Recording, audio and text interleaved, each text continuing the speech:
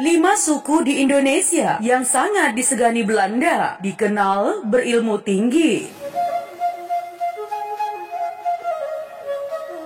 Ya, Indonesia terkenal dengan keberagaman suku, agama, tradisi, budaya, dan lainnya. Selain itu, beberapa di antaranya dikenal memiliki kekuatan supranatural. Ya, saat masa kolonial Belanda menjajah Nusantara, masyarakat kompak melawan kekuatan asing. Kemampuan perang beberapa suku di Indonesia diakui oleh Belanda.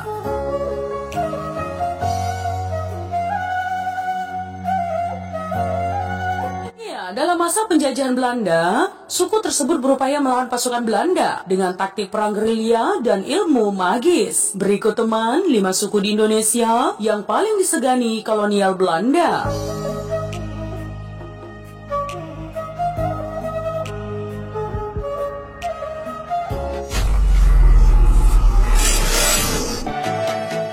Suku Dayak, Pulau Kalimantan. Ya, para penjajah Belanda menjuluki suku Dayak sebagai pasukan hantu karena mereka sangat ditakuti. Julukan tersebut berasal dari kemampuan bertarung masyarakat Dayak yang menakutkan.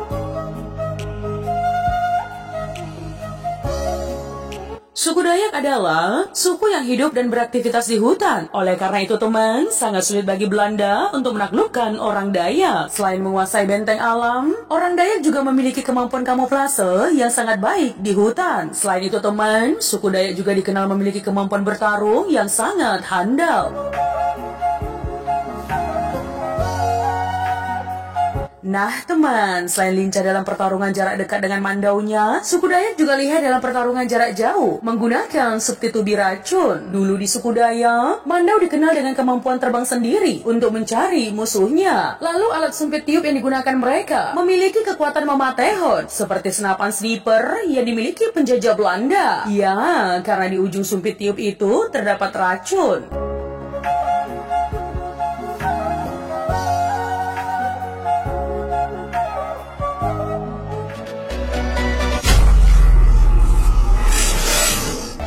Suku Buton, Sulawesi Tenggara. Ya, menjadi daerah yang tidak pernah dijajah oleh Belanda, Buton seperti monarki karena memiliki raja, perdana menteri, tentara, dan rakyatnya sendiri. Kerajaan Buton sudah lama dikenal sebagai kerajaan yang sangat kuat. Abad pertengahan, ketika para penjajah Belanda dan Portugis berekspansi ke Maluku untuk mencari rempah-rempah, Buton dinilai sebagai kawasan yang cukup strategis. Kapal mereka singgah di Buton sebelum tiba ke Maluku.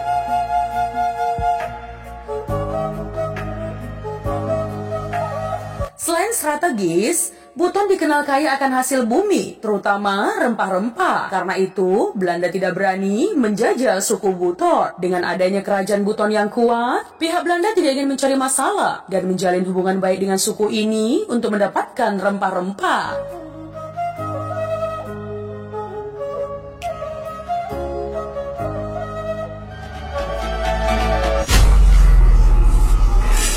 Suku Nias, Sumatera Utara. Salah satu wilayah di Indonesia yang paling sulit ditaklukkan Belanda adalah Nias. Nias terkenal memiliki ragam suku yang ahli dalam berperang. Wilayah Nias Selatan, tepatnya Orahilipau Banuaraja Lahumupau, menjadi daerah yang sulit dikalahkan Belanda, yang saat ini dikenal dengan nama desa Ohilipau di subwilayah Panayama.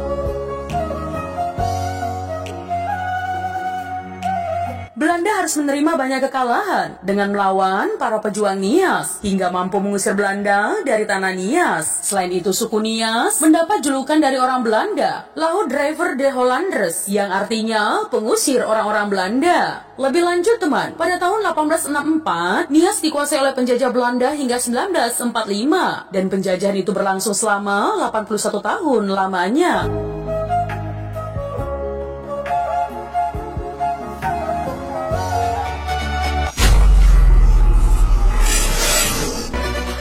Suku Batak, Sumatera Utara. Menjadi salah satu wilayah yang paling sulit ditaklukkan oleh Belanda di Pulau Sumatera adalah Tanah Aceh dan Batak. Dulu kedua suku ini bekerja sama untuk mendorong keluar kolonialisme Belanda. Pada saat itu Tanah Batak dipimpin oleh Sisingamangaraja ke-12.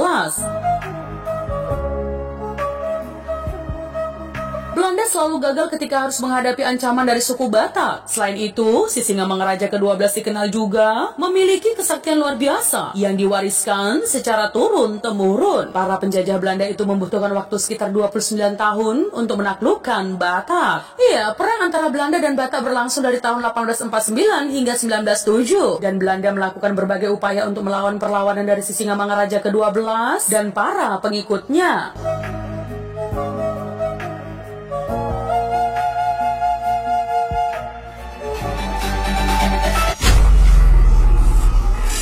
Suku Asmat, Papua. Suku Asmat adalah salah satu suku adat yang berada di Provinsi Papua. Mereka dikenal dengan hasil ukiran yang menarik dan pembuatan figur kayu yang bagus. Suku ini memiliki tradisi adatnya yang kuat, seperti upacara dan ritual Hamateo yang berhubungan dengan kehidupan sehari-hari.